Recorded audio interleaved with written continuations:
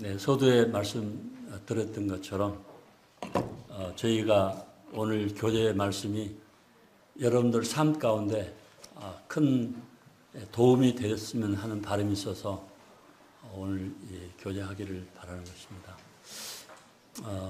2008년도에 11월 달에 동티모르를 들어갔습니다. 이제 그 전에 여러분들이 그 뉴스를 듣는 분들은 많이 보겠지만 풍산 FNS라고 하는 회사에 제가 근무를 했었습니다. 제 일생에는 가장 좋은 회사 같았어요. 정말 좋은 회사거든요. 세계 지금 많은 포탄을 만들어 가지고 풍산에서 구리 생산하죠. 그래서 많은 포탄을 만들어서 지금 미국에 수출하고 있고 또 미사일도 만드는 그런 회사입니다. 거기에 근무했었는데 주님께서 그 전부터 동티모르로 가라고 그래서 2008년도 11월 달에 동티모르를 들어가게 되었습니다. 풍산에서 열심히 이제 근무를 했었기 때문에 제가 동티모르 간다고 그랬을 때 사장님께서 특별히 그 월급을 올려주겠다고 그러더라고요. 저한테만 이렇게 계약서를 갖다 보여주면서 차장이 가져와가지고 사장님이 특별한 지시로 이렇게 월급을 많이 올려주니까 다른 사람들한테 말하지 말고 근무하라고 그러더라고요. 근데 제가 동티모르를 간다고 그랬습니다. 그랬더니 엄청 놀라더라고요. 그리고 그만둘 때 사장님이 특별히 저한테는 보너스를 좀 많이 주시더라고요. 아무튼 그래서 2008년도에 동티모르를 12월 달에 들어갔습니다.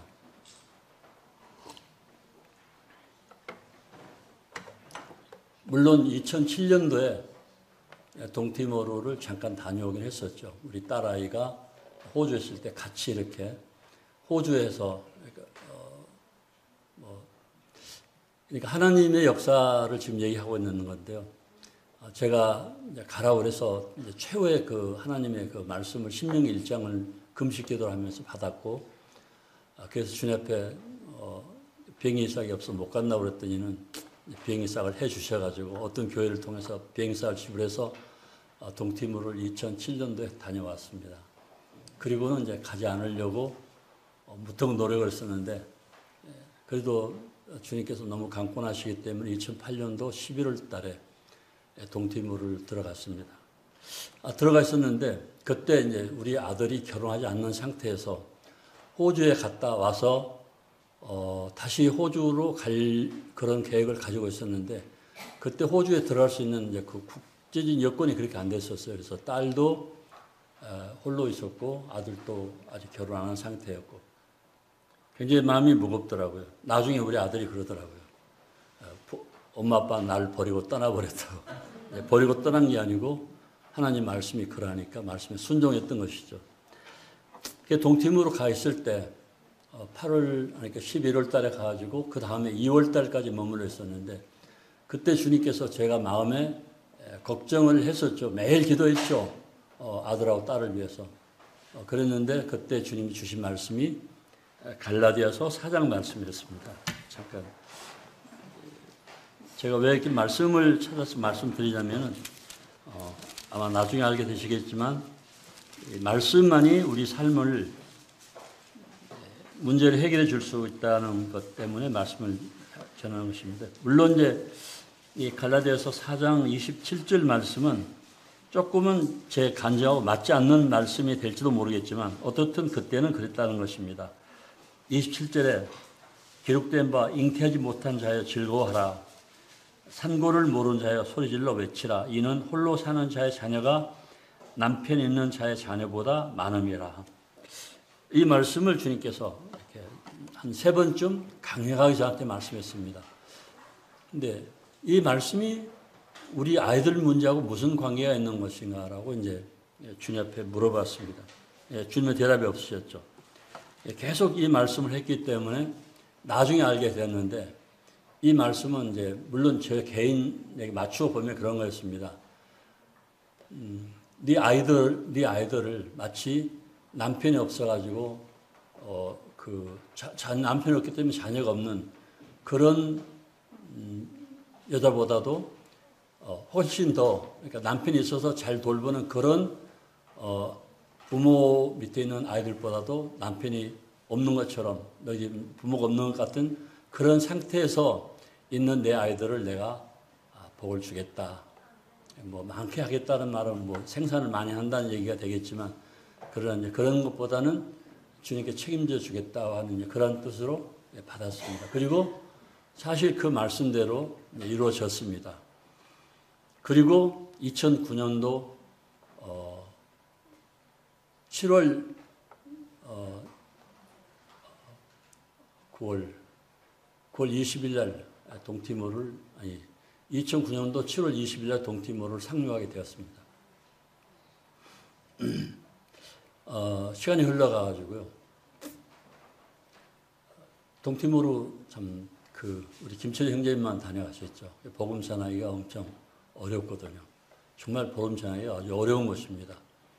2013년도에 그리고 2014년도에 한 120명 정도 모였던 주일학교가 문을 닫게 되어버렸습니다. 그냥 한국 사람들은 좀 정서적으로 다르니까요.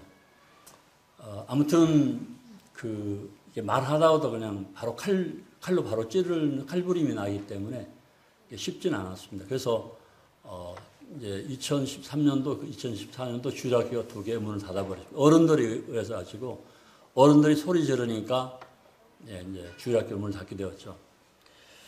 2월 20일경에 그 주일학교 하나가 이제 마지막 하나는 13년도, 하나는 14년도에 문을 닫았는데 주일학교 문 닫고 나니까 자매가 굉장히 마음이 너무 상했던 것 같아요. 저도 물론 상했지만 뭐 이제 그러한 것입니다. 형제 자매님들은 이제 열린 길 정보지 보잖아요. 그럼 거기 앞에 이렇게 그때 당시엔 열린 문이었는데 그 정보지 앞에 이렇게 사진 찍어 보내잖아요. 그러면은 어떤 교회는 한 12명 선교지가 그런 데도 있고 어떤 때는 수백 명이 찍혀 있는 사진도 보고 그러는데 선교사 입장에서 그 한국에 있는 성도들을 생각할 때 뭐 이 형제는 뭐 하는 거야 가가지고 지금 횟수가 수년이 됐는데 맨날 그대로 머물러 있는 일하는 게 많은 거야 라고 생각할 수가 있고 뭐 필리핀이나 네팔이나 이런 데는 굉장히 많은 그런 성도들이 있어가지고 사진 찍으니까 그래 역시 필리핀이나 네팔 같은 데는 선교사들이 역시 뛰어난 사람들이야 이렇게 말할 수가 있고 그렇지 않고 숫자가 적은 데에서는 여긴 그러니까 박복중 이제 나이도 참 많아가지고 가지 마라 그러는데 가더니는 뭐 계속 이렇게 머물러 있는 거야 이런 소리가 들리는 것 같아요. 제가 높아시면 이제 그러니까 굉장히 어려운 거죠. 그런데 주일학교 2군데 문을 닫아버리니까 자매가 낙심해가지고 잠언에 보면은 심령이 상하면 뼈로 하여 마르게 하느니라는 말씀이 있죠. 말라리아 댕기열에 걸렸습니다. 이 댕기 말라리아는 코로나하고는 아무것도 아니죠. 코로나는 아무것도 아니죠. 댕기 말라리아는 치사율이 50%거든요. 그러니까 100명 걸리면 50명이 죽거든요. 사실은.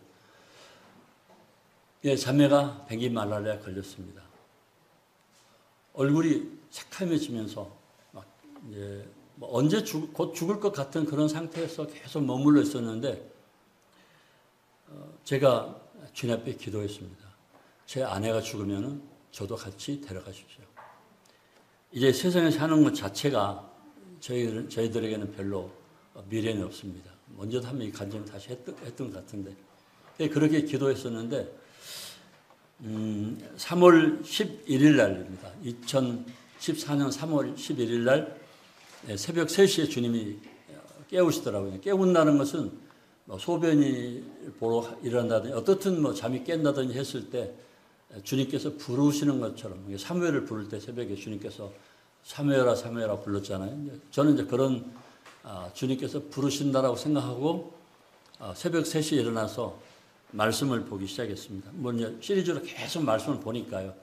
그때 읽었던 차례가 사도행전 13장 11절, 23장 11절 말씀 볼 차례였습니다. 사도행전. 제가 지금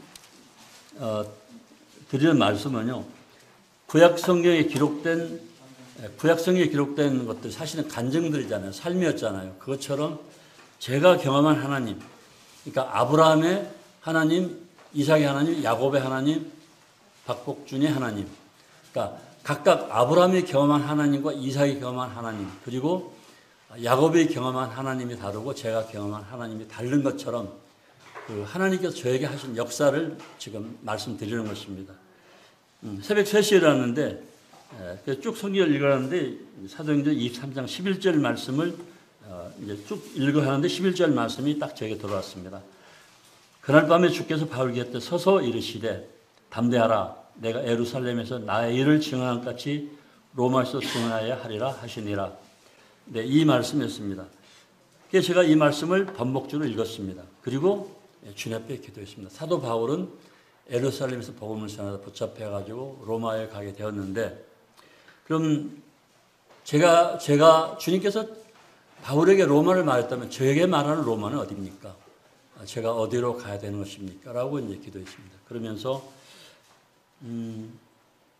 이제 미얀마를 생각했었거든요. 그때 최소한 이제 나가기 훨씬 전이었으니까. 그래서 그런 생각을 그냥 했던 거예요. 그랬는데 11일 날 새벽 3시에 말씀하시고 16일 날 제가 전화가 왔습니다. 자면에 계속 아파 이제 계속 그 위태위태한 상태로 가 있었고요. 근데 병원을 가지 못하니까 집에서 그냥 앓고만 있었던 거죠. 근데 16일 날 아침에 하버드 선교팀이라고 이제 말씀 여러 번 드렸는데 우리 김철영 형제님 와서 이제 봤는데 하버드 대학교 출신들 한국 충청도 사람들입니다 주로.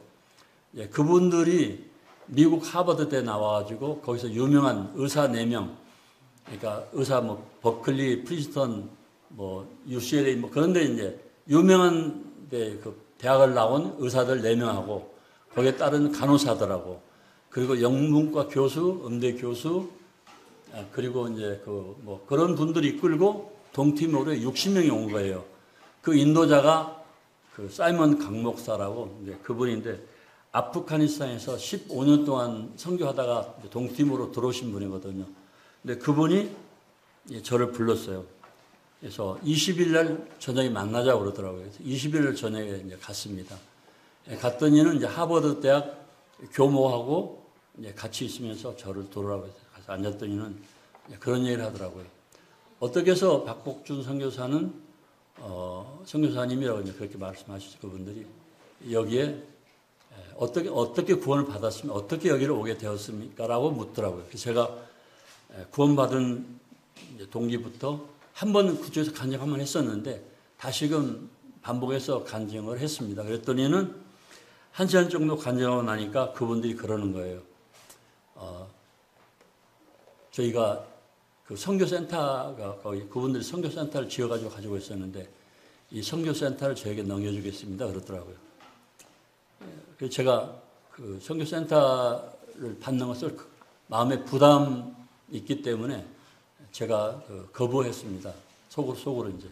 아니, 왜 이런 건물을 나한테 준다고 그러는 거예요. 이건 돈이 엄청 많이 있어야만 운영할 수 있는데 내가 지금 있는 곳도 사실은 운영하는 게 쉽지 않은데 이걸 또 주면은 여기서 이걸 어떻게 하라고 나한테 준다는 것인가. 그리고 그 선교센터를 주지만 그걸 임대를 놓지 못하게 하더라고요. 그냥 선교센터만 쓰라고 그러더라고요. 그러면은 그 뭐 선풍기가 뭐 1000대가 넘게 선풍기를 돌리면 1000대가 넘게 선풍기를 돌려야 되는데 그 전기요금을 제가 감당할 수 없잖아요. 그래서 나는 이거 싫은데 아니 필요가 없는데 그런데 주님께서 느낌으로 내가 너희 말하지 않았느냐 그러는 것. 그래서 제가 그럼 주님이 저한테 말씀하시는 것은 로마나 미얀마가 아니라 굴루훈입니까? 그 이름이 굴루훈이거든요. 굴루훈입니까? 주님 잠잠하시죠. 그래서 일단은 허락을 했습니다. 그리고 2014년 4월 1일 날 정식으로 인수를 했습니다. 근데 인수하고 나서 그분들이 있거든요. 의사들이 있으니까 한밤중에 밤에 절대 못 움직이거든요. 남아프리카 공화국도 그렇겠지만 동티모르도 밤에 움직이면은 바로 그 어려운 일을 당하니까. 그런데 그분이 특별히 제 자매를 데리고 병원에 데리고 가겠다는 거예요. 한밤중에 가가지고 자기 그 근무하는 그 병원 그 자기 사무실에 데리고 들어가서 검사를 했습니다. 그때 말라리아 댕기라고 그러더라고요. 그래서 4월 1일 날 인수하는 것으로 하고 이제 3월 달에 자매가 2월 20 며칠 날 아팠었기 때문에 3월 11일 날이었으니까 아마 20일 날 그 얘기 듣고 바로 자매는 한국으로 왔습니다. 그래서 급하게 와가지고 아산병원을 갔더니는 한국에서 고칠 수 없다고 그러더라고요. 어떻든 임청환 행정님께서 최선을 다해서 고쳤습니다. 그리고 저는 먼저 동팀으로 들어왔죠.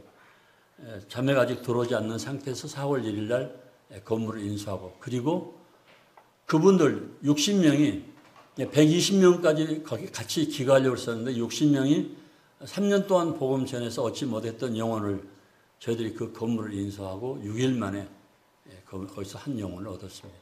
하나님 일은 하나님이 하시는 것이지 하버드 대학 나왔다고 된 것은 아니더라는 것이죠. 어쨌든 그렇게 해서 그 두 번째 문제가 이 사도행전 23장 11절 말씀으로 인해 가지고 해결이 되었습니다. 자매의 병이 고쳤다는 것이죠. 그리고 나서 2016년도에 이제 그 어떤 그 문제, 어떤 이제 현지인들하고 저하고 어떤 관계에 문제가 있어가지고 저희가 머물고 있었던 그 하버드에서 준 건물이 아닌 처음에 가서 저희가 준비했던 거기서 저희들이 쫓겨나갈 수밖에 없게 되어 있었어요. 굉장히 어려운 상황이었습니다. 그래서 제가 뭐 어떻게 저희들 쫓아내면 고아들만 있었는데 그 뭐 어린애 그 고아들하고 저하고 쫓겨나는 판이기 때문에 아무런 힘이 없잖아요. 선교사 진짜 힘이 없거든요.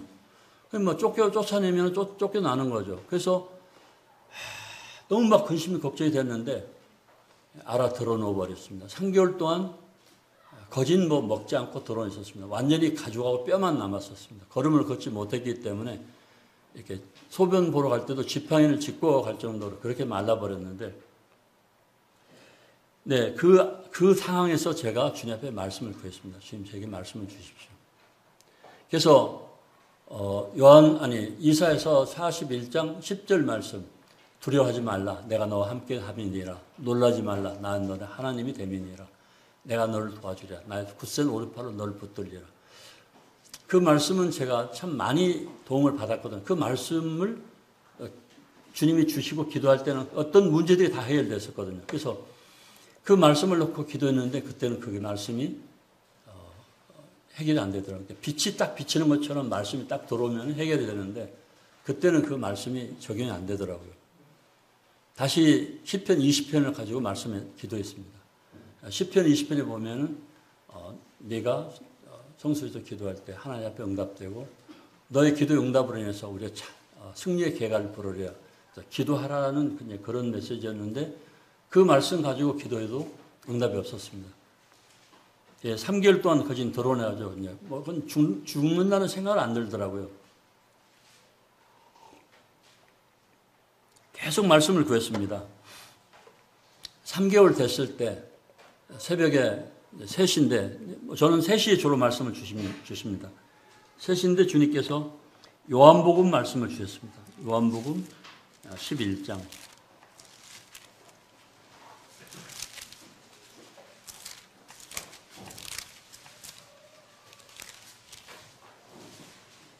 요한복음 11장 4절입니다. 예수께서 들으시고 이르시되 이 병은 죽을 병이 아니라 하나님의 영광을 위하며 하나님의 아들로 이로 말미암아 영광을 받게 하려 함이니 하시더라. 네, 이 말씀이 딱 떨어지는데 이 말씀을 쭉 읽어도 이 말씀이 딱 저에게 들어왔는데 바로 문제 해결되었습니다. 그건 그냥 말씀이 딱 읽었을 때 그렇구나, 주님께서 회복시켜 주시겠구나 하는 생각이 들었고, 그리고 이 말씀이 들어오면서 바로 식사를 하기 시작하니까 그냥 바로 회복되더라고요. 여러분들이 어떤 문제가 있습니까? 그러면 말씀을 구하십시오. 그 말씀 안에 해결책입니다.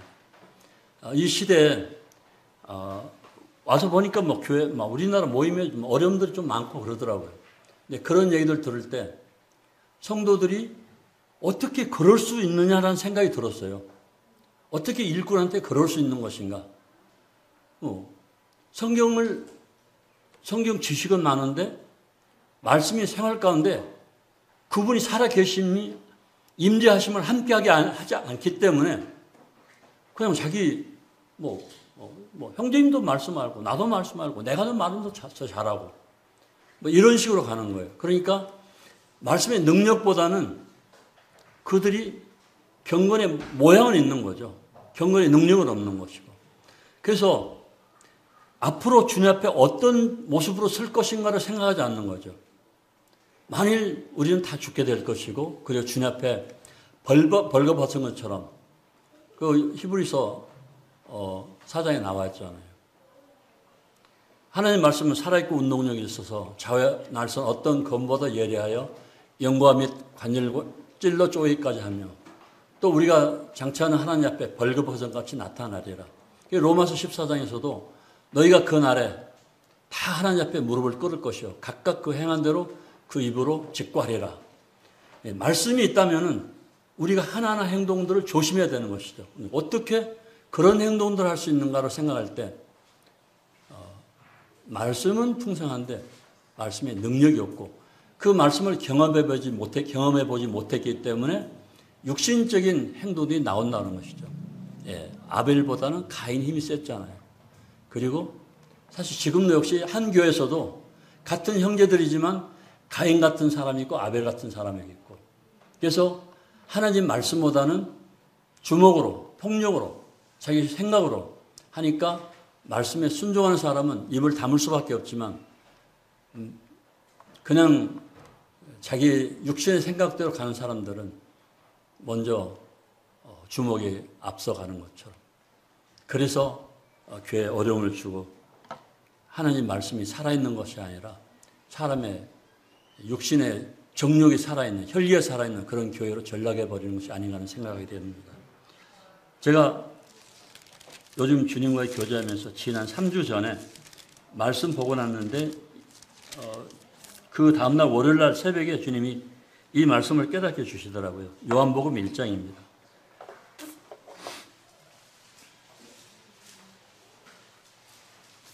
요한복음 1장 1절부터 3절까지 제가 말씀을 봉독해 드리겠습니다. 태초에 말씀이 계시니라. 이 말씀이 하나님과 함께 계셨으니 이 말씀은 곧 하나님이시니라. 그 태초에 하나님과 함께 계셨고 만물이 그로 말미암아 지음바 되었으니 지은 것이 하나도 그거 없이는 된 일이 없느니라. 된 것이 없느니라. 네, 요한복음 1장 1절입니다. 태초에 말씀이 계시니라. 이 태초에 말씀이 계시니라. 제가 이 말씀을 새벽에 묵상하면서 왜 하나님께서는 태초에 하나님이 계시니라 하지 아니하고 태초에 말씀이 계시니라 했을까? 왜 하나님이 계셨는데 태초에 하나님이 계시니라 하지 않고 말씀이 계셨느라 했을까? 그리고 이 말씀은 하나님과 함께 하였으니 이 말씀이 곧 하나님이시니라. 그런데 이 말씀이 아버지와 함께 하였으니 이 말씀은 곧 하나님이시니라. 이 말씀은 지금 예수 그리스도를 얘기하고 있는 거잖아요. 그러면은 이 말씀이 아버지와 함께 계셨는데 라고 쓰지 않고 왜 말씀이 하나님과 함께 계셨는가 이렇게 써 있는 걸 보게 되면서 태초에 말씀이 계시니라. 태초에 하나님이 계시니라가 아니라 말씀이 계시느니라고 썼을까. 그리고 여기 나오는 태초에 이 말씀이 계셨다는 것은 성경의 어떤 부분보다도 먼저 된 일이잖아요. 그건 창세기보다 훨씬 더 먼저 기록된 것이기 때문에 그 끝을 알 수가 없는 그런 상태잖아요. 그래서 1절, 2절까지 나오고 3절에서 말씀이 계셨고 그로 말미암아 만물이 창조되었으니 하고 가로하고 그 안에 창세기 1장이 쭉 들어가는 것이죠. 그리고 가로 닫고 그로 말미암아 누구죠? 예수 그리스도 말미암아 지어지지 아니한 것들이 하나도 없었더라. 그래서 예수 그리스도는 말씀이셨구나. 그런데 하나님이 태초에 하나님이 계시지 않고 말씀이 계셨다는 것은 무슨 의미일까를 생각해 보았습니다. 만약 하나님께서 하나님이 계셨습니다. 그리고 그 하나님은 그냥 하나님이셨습니다. 말씀이 없는 하나님. 그럼 그분은 우리하고 무슨 관계가 있게 될까요? 우리가 아무도 관계가 없다는 생각을 묵상을 하면서 하게 되더라고요. 아, 그렇구나. 하나님 계셨다. 우리가 생각할 때는 그냥 하나님 하면은 전능하신, 전지전능하신 하나님, 무소부재하신 하나님, 뭐 많은 거의 수식어들을 붙이지만, 그러나 그것은 하나님께서 전지전능하신 능력이 있기 때문에 우리는 그 능력의 하나님을 생각하는 것이지만, 그냥 능력이 없는 하나님이 계셨다라고 한다면은 대초에 부처님이 계시니라, 대초에 마호메트가 계시니라, 아무런 능력 없는 그들이 있다. 그들이 우리에게 주는 것은 무엇이겠습니까? 아무것도 없다는 것이죠. 그러니까 불교에서 연불을 하고, 뭐 이슬람에서 막 알라 아크발 하면 뭐 이게 막 이슬람 그 막 경전을 애우지만, 그러나 그게 하나님의 능력은, 거기 뭐 그들이 알라 아크발은 전능하신 하나님, 알라신이라고 하는데, 물론 알라는 하나님입니다. 그러나 그들이 말하는 알라하고 우리가 믿는 예수 그리스도와는 다른 것이죠. 전능하신 예수 그리스도, 그분이 말씀이셨던 그분. 그래서 하나님이 말씀이 있었기 때문에 그 말씀은 바로 하나님이셨고, 그로 말미암아 모든 일들이 이루어진다는 것입니다. 그럼 저에게 있었던 그 우리 아이들의 문제라든가 제 자매의 문제라든가 저의 문제라든가 그런 모든 문제들은 하나님 말씀으로 이루어진다는 것입니다. 그러니까 태초에 말씀이 계시니까. 그렇습니다. 이 말씀은 곧 하나님이셨고 그 하나님은 곧 말씀이셨습니다. 그러니까 하나님 안에 말씀이 능력이기 때문에 그분이 살아 계셨고, 우리는 그분을 믿고 그 말씀이 현재 우리 삶 가운데 역사하는 것을 경험하고 훈련되지 않으면 죽을 때까지도 그냥 하나님, 전능하신 하나님, 그런 하나님으로만 살지 진짜 내 삶 속에서 역사하는 하나님을 경험하지 못한다는 것입니다.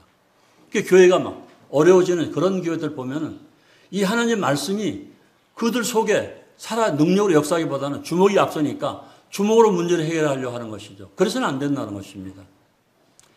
어떻든 간에 성경에 기록된 다윗과 사울을 보게 될 때 사울과 다윗을 비교하면 어떻습니까? 뭐 10여 년 동안 그렇게 고생하면서 사울이 도망다녔었는데 다윗이 도망다녔던 사울로 인해서 하나님이 역사하시니까 나중에 다윗을 그 훈련된 다음에 다윗을 사용하시잖아요. 이것이 바로 가장 하나님 말씀에 살아있는 증거잖아요.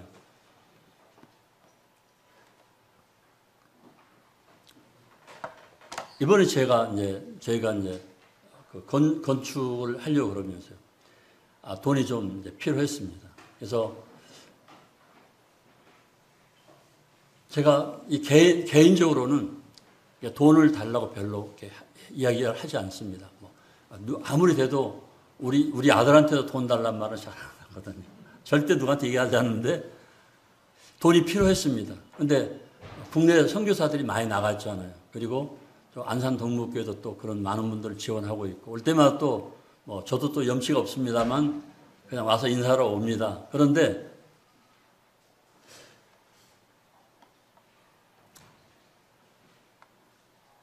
일은 해야 되는데 지금 당장 하다가 중단생 상태에서 어떻게 해야 될 것인가를 이제 생각하면서 다른 방법 없잖아요. 금식 기도했습니다. 금식 기도를 하면 주님 말씀을 주십시오. 말씀만 해결하니까 주님 말씀을 주십시오 하고 기도했습니다. 근데 이제 이런 게 있거든요. 조금 옆으로 얘기가 가겠습니다. 말씀 받았다. 말씀 받았다 얘기, 말씀을 주셨다, 말씀 받았다. 그 말씀 받은 게요. 하나님으로부터 온 말씀은 분명히 그 말씀에 대한 해답이 있습니다. 그런데 그냥 말씀 받았다고 한다고 해서 그 말씀이 이루어지는 거 아니거든요. 하나님으로부터 오신 말씀이라면 분명하게 그 말씀에 대한 이것이 하늘로부터 왔다는 것이 그런 역사가 일어나는 것입니다. 열왕기 상 13장에 보면은 하나님의 사람이 나오죠. 그래서 거기에 보면은 솔로몬의 아들 열왕기 상 3장인가요? 거기에 보면은 솔로몬의 아들 르호보암이 나오고 여로보암이 나오잖아요. 여로보암이 사마리아에다 황소구장을 만들어 갈 때 하나님의 사람이 가가지고 이렇게 다나 무너지리라 이렇게 하니까 단이 무너지잖아요. 다나 무너지라. 하나님께서 말씀하시길 다나 무너지리라 했다. 그러니까 무너지잖아요. 그처럼 하나님 말씀은 능력으로 역사하시거든요. 그러니까 제 아이들이 문제라든가 제 자매 문제, 제 문제가 말씀으로 해결된 것이거든요. 병원에 안 갔거든요. 그분이 해결해 주신 것이죠. 이번에도 어떡하냐고 하다 이제 금식 기도를 했습니다. 나을 때 되니까 나이가 76세인데 혹시 금식 좀 해보신 분 계세요? 나을 때 되니까 쓰러질 것 같더라고요. 엄청 덥긴 하죠. 에너지는 우리나라보다 훨씬 더 많이 방출되고 더우니까. 내가 이 어린 형제들 앞에 쓰러지면 그 아들 기억 속에는 꼬리 아버가, 그러니까 한국 아버 할아버지거든요. 한국 아버가 와서 쓰러졌다. 쓰러진 것만 기억나죠. 그들이 왜 쓰러졌는가는 잘 기억 안 하죠. 그 사람 기억 속에 딱 들어가면 그게 기억이 지워지지 않거든요. 그래서 나을 때 되는 날 제가 주님 앞에 기도했습니다. 주님, 이러다 제가 쓰러질 것 같습니다. 그러면 제가 오히려 부끄러움만 남을 것 같아서 여기서 멈추겠습니다. 말씀 아직 안 주셨거든요. 제 말씀을 주십시오. 하고 기도하고 말씀을 이제 말씀 아직 받지 못한 상태에서 멈췄습니다. 그런데 금식 기도하기 시작해서 일주일 됐을 때 주님께서 누가복음 11장 말씀을 주셨습니다. 새벽에 11장 5절입니다.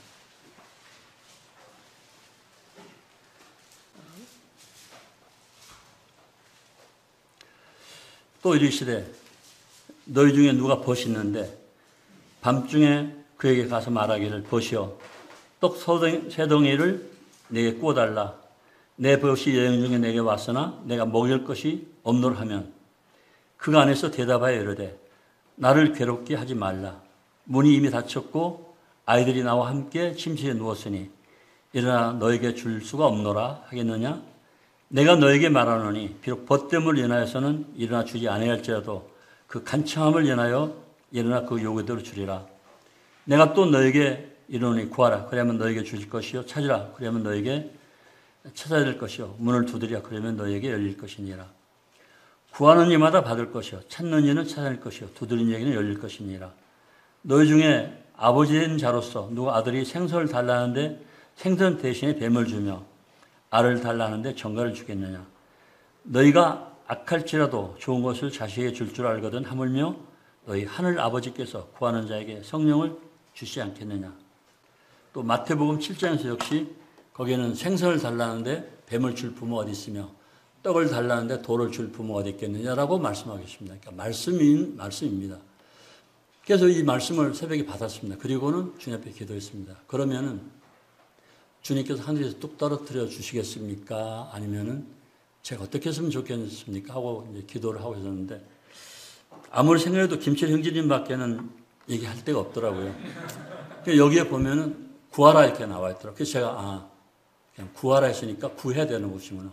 아무리 제가 기도해도 김철 형제님 제가 구하지 않으면 알지를 못하는 것이죠. 그래서 제가 계속 기도하면서 그럼 제가 지금까지 누구에도 구해보지 않았는데 사람에게는 구해하지 않았는데 김철 형제님한테만큼은 제가 구하겠습니다. 하고 전화를 했죠. 근데 형제님께서 제가 그랬습니다.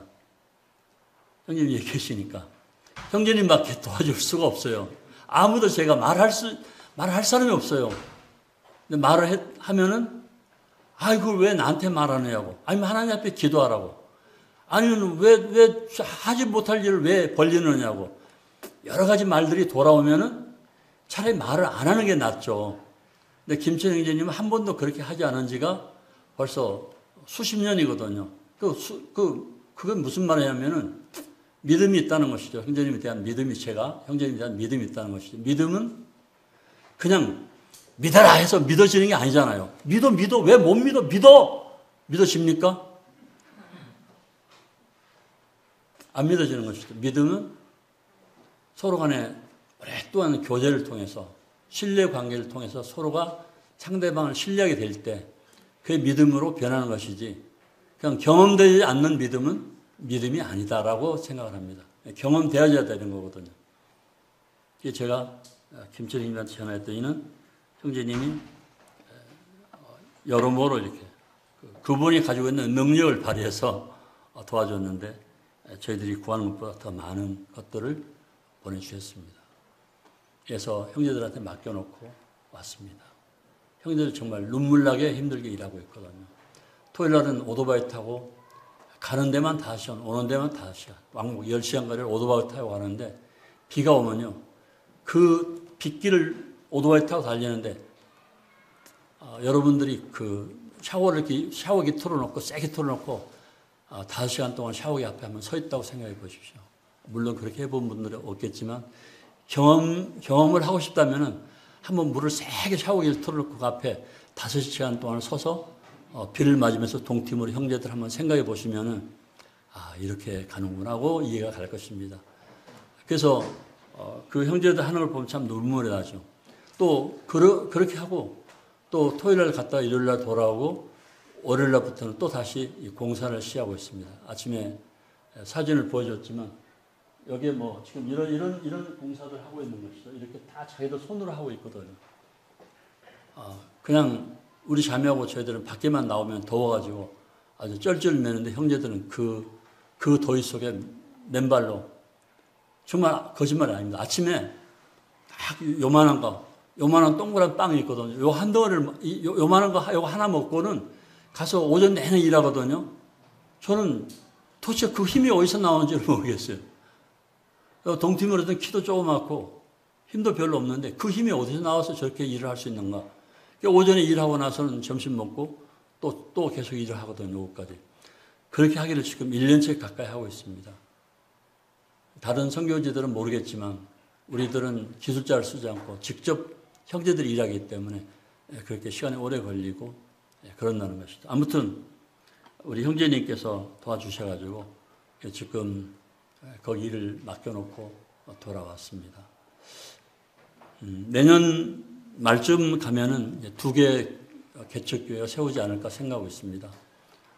그리고 세 번째, 두 번째 세워진 교회는 세 번째 거의 좀 건축해야 되는데 거기는 제가 부담 안 줘도 할 수 있기 때문에 일단은 내년 말까지 가면은 2개 교회가 세워지고 세워진 교회는 처음에 학원처럼 사용하면서 복음을 전하면서 거기서 얻어진 영혼들로 이렇게 복음을 전해서 얻어진 영혼들로 교회가 이루어져 가는 것이 좋을 것 같다라고 생각합니다. 왜냐하면은 거기 동장들이 그렇게 하라고 시켰습니다. 그렇지 않으면 칼부림 난다고. 그러니까 먼저 이렇게 복음을 전하면서 이렇게 학원을 하면서 거기서 얻어진 영혼들이 차츰 채워져 갈 수 있도록 하는 게 편하다. 그래서 지금 형제들은 대학생들이 한 50명 가까이 됩니다. 같이 생활하는 애들은 한 30명 되고요.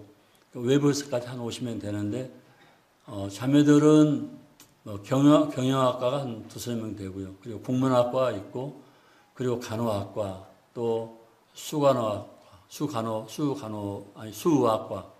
약대, 영문과, 이게 많이 있습니다. 형제들은 이제 바이오, 또 그쪽 폴투아학과 2명, 영문과, 또 수학이죠. 마테마티카, 수학이고 또 그 외에는 여러 가지 과이 있습니다. 그래서 형제들이 학원을 하면은 자체적으로 운영하면서 학교에 교사하면서 이렇게 또 복음 전해서 목회하면서 할 수 있도록 그렇게 훈련을 시키고 있습니다. 대부분이 다 지금 그렇게 가고 있습니다. 동티모르 미래는 참 복음이 전하기 어려운 곳이지만 그러나 대학생들이 지금 훈련이 거진 되어 있기 때문에 그리고 제가 없어도 지금 그렇게 일을 하고 있기 때문에 앞으로도 계속 해 나갈 수 있을 것이라고 생각합니다. 주님 허락하시면은 한 몇 년 있다가 저는 이제 국내에 들어와서 죄 새싹 어리니까 결손 가정 아이들 돌보는 일을 지금 생각하고 있습니다. 그래서 지금 그쪽으로 새롭게 좀 기도하고 있는데 한 500명쯤 이렇게 주님 앞에 기도하고 있습니다. 믿지 않는 집안의 그 아이들을 돌보는 일을 했으면 하는 바람이 있는데 어떻든 동티모르는 형제들이 대학을 졸업하고 학교 교사가 되고 그리고 학원을 운영하면서 교회를 운영하게 되면 그것으로 그들에게 할 수 있는 일 마무리되는 것이 아닌가 하는 생각입니다. 끝으로 누가복음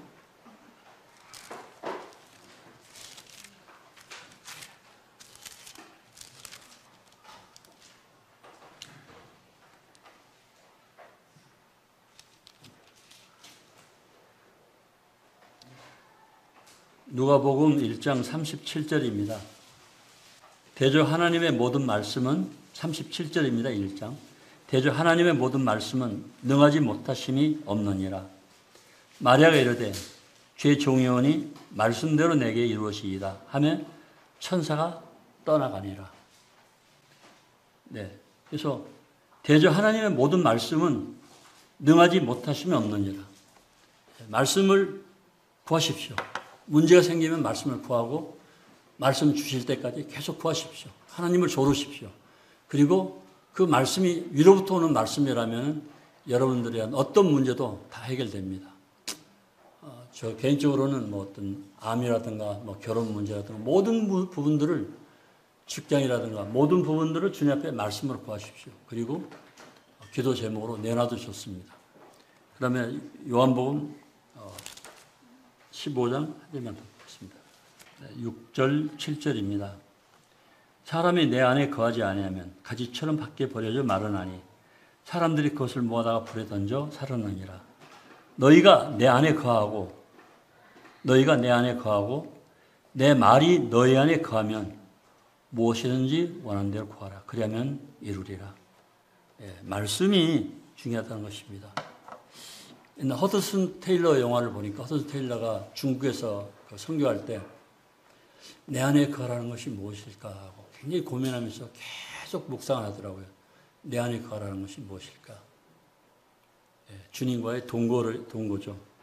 그리고 그분이 말씀이 나에게 주고 계시록 22장에서도 그렇게 말씀하시죠. 죄송합니다. 계시록 3장에서 라오디게아 교회에 하시는 말씀이 내가 문을 두드리면은 네가 열고 그럼 내가 너에게 들어와서 너는 나더러 나는 너더러 더불어 먹으리라. 지금 라오디게아 이 시대 교회 모습들이 하나님 말씀을 구하지 않는다는 것입니다. 그래서 말씀을 구하십시오. 그리고 말씀에 순종하십시오.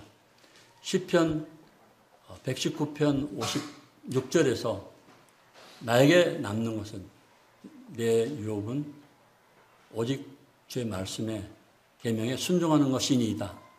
말씀에 순종하십시오. 어떤 문제가 있을 때 교회에 어떤 불평이 있거나 어떤 문제가 있을 때 기도하십시오. 그리고 그분에게 말씀을 구하십시오. 그래서 말씀에서 너 순종에 잠잠해 하면 잠잠하십시오.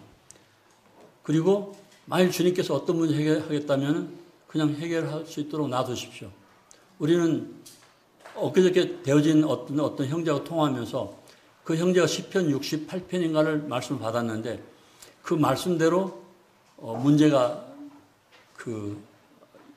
하여튼 그 말씀대로 지금 이루어지신 것을 저한테 간증을 하더라고요. 네. 그래서 우리가 하려고 하는 게 아니라 주의 말씀대로 순종하시면 됩니다. 그러면은 여러분들에게 모든 문제들이 해결되고 잘 풀려나갈 것입니다. 정말 구원 받았습니까? 그렇다면 여러분들에게는 하나님이 계시고 예수 그리스도 함께 하십니까? 그럼 여러분들의 모든 문제를 말씀으로 해결해 주실 것입니다. 교회를 사랑하십시오. 그리고 교회를 위해서 헌신하십시오. 제가 이제 우리 김철 형제님 얘기를 좀 하겠습니다. 벌써 20년이 넘었네요. 제가 논산에 있을 때 교통사고 나가지고 병원에 가지도 못하고 돌아오실 때 김철 형제님이 이훈식 형제님하고 서명수 형제님하고 같이 오셨거든요. 저희를 들여다보고 가셨는데 충청 장로들에게 이 어려운 상황을 얘기하라고 그러시더라고요. 제가 싫다고 그랬는데 형제님이 전화하셔가지고 이제 충청 지역 형제님들 오셨고 또 안산 동무께서 계속 지원해 주셨죠. 그때 생각하면 참 정말 눈물 나기 힘든 시절이었는데 개척한다는 건요. 좀 목숨 내는 것보다 더 힘든 것 같아요. 선교도 마찬가지입니다. 개척이잖아요. 외국에 나와서 개척하는 거잖아요. 그리고 두세 명만 돼서 짝을 이뤄서 나간다면 좋은데 혼자 나간다는 건 정말 힘들거든요. 그때 논산에 혼자 나갔었는데 아무튼 그래서 지난 날들을 이렇게 쭉 생각할 때 참 감사한 거죠. 그러면서 우리 김철 형제님 싫어하는 사람도 많이 있고 그러는데 제가 원하심에 그런 생각했습니다. 싫어하든 좋아하든 간에 어떤 일을 한 것들은 주님 앞에 다 이렇게 기록되고 주님 나라에 다 저장되는 것이지만 싫어하고 뒷말하는 것들은 남는 게 없다. 그들이 죽으면 다 끝나는 건데 그래서 저는 김철 형제님 안산동북교에 있는 것은 안산동북교회 성도들에게 참 큰 축복이구나 하는 것을 생각했습니다. 안 하면은 안 해서 빌딩을 10개씩 놔두고 있다 안 걸려 죽어버리면 아무것도 없잖아요. 그런데 계속 제가 이렇게 말하면 여기 박복준 형제는 안산 동북교에 오면은 이렇게 차비도 주고 자주 부르니까 그런라고 생각하지만 부르지 않아도 이런 얘기를 하는 것입니다. 그래서 이렇게 하게 하시니까 성도들이 주님 나라에 가면 다른 교회 성도들보다는 훨씬 많은 그런 상급이 있겠다. 그러나 그거 안 하고 주님 나라에 갔을 때 그럼 누구한테 말하겠어요? 목회자한테 얘기하지 않겠어요? 장로들한테. 왜 김철 형제님 좀 수고했어. 그때 좀 듣기 싫은 소리 해서 좀 우리를 좀 이렇게 하게 격려해 주지. 좀 재촉하지. 이렇게 와서 빈손 쥐고 주님 앞에 서게 만들었느냐. 그럴 수도 있겠죠. 어떤 교파교회 어떤 성도가 썼더라고요. 진짜 훌륭한 목회자는 양들을 푸른 초장과 실 많은 물가로 인도하는 사람이다. 그게 푸른 초장과 실 많은 물가로 인도하는 것이 어떤 것이냐. 그것은 11조를 잘 가르쳐서 11조 생활을 잘 할 수 있도록 하게 하는 사람이다. 그 얘기 하더라고요. 그러면 저 같은 선교사나 목회자가 이런 말을 하면은 지가 목회하니까 그렇겠지. 그럼 아니면은 안 가르치면요. 안 가르치면 뭐가 있습니까? 가르쳤기 때문에 그들의 삶이 부여지고 그 영적으로 충만해질 수가 있는 건데 안 가르친다고 남는 게 있는가? 아니거든요. 그래서 제가 왔기 때문에 외람된 말씀이지만 형제님 마음에 안 들면은 기도하시고요.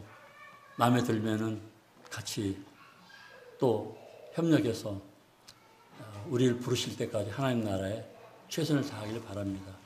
제가 동티모르에서 막 수고하잖아요. 정말 목숨 내놓고 하거든요. 그러면은 저에게 남는 게 뭐가 있습니까?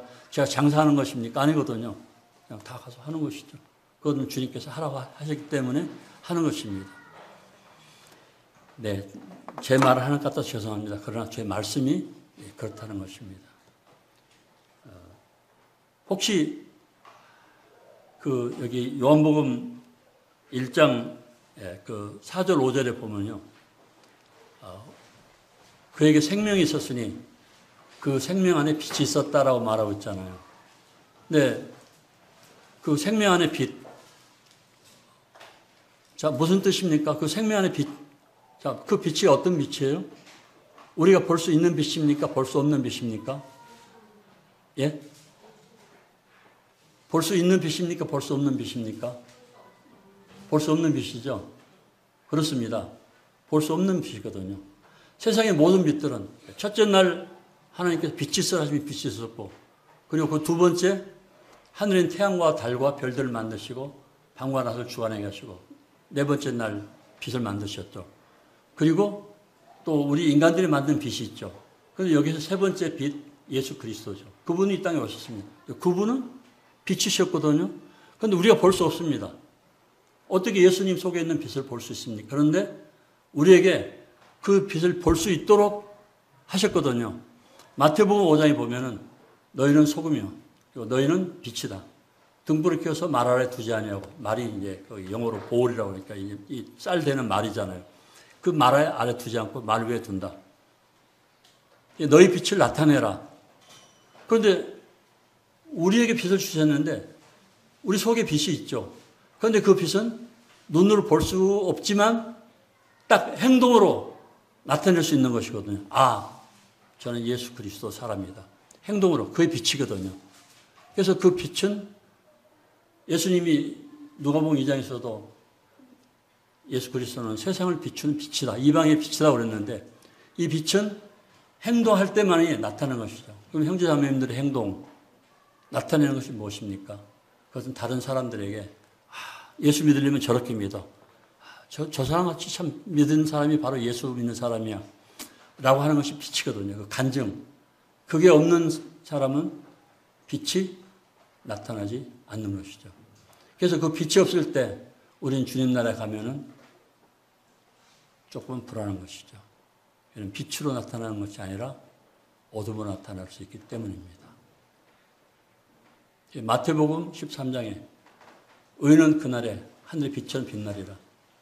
또 시편 104편에 하나님은 옷을 입은 같이 빛을 입으시고, 또 다니엘서 12장에 우리는 옳은 바른 많은 사람들에게 지혜를 가르친 사람은 하늘의 빛 별처럼, 또 많은 사람들을 하나님 앞에 인도한 사람은 하늘의 해처럼 별처럼 빛나리라. 그래서 우리들은 그 삶을 통해서 나타내야 되는 것입니다. 그래서 다른 분들이 이런 얘기를 했는지 모르겠지만 그냥 주님이 저에게 가르쳐 주신 것을 말씀을 드리는 것입니다. 우리 눈에 보이는 빛은 이 세상에 사라질 것들이지만, 그러나 우리가 눈에 보이지 않고 우리 행동으로 나타내는 빛은 영원한 나라까지 가지고 가게 될 것입니다. 기도하겠습니다. 하나님 아버지 감사합니다. 오직 말씀만이 성도들의 생명이고 말씀에 순종하는 것만이 빛입니다. 저희들이 그리스도인이라는 것을 무엇으로 나타낼 수 있겠습니까? 하나님 말씀에 순종해서 저희들이 선한 행실을 할 때 주님께서는 그것이 그리스도의 빛이라고 말씀하고 계십니다. 안산동북교회를 사랑합니다. 그리고 안산동북교회를 위해서 저희들이 기도하고 있습니다.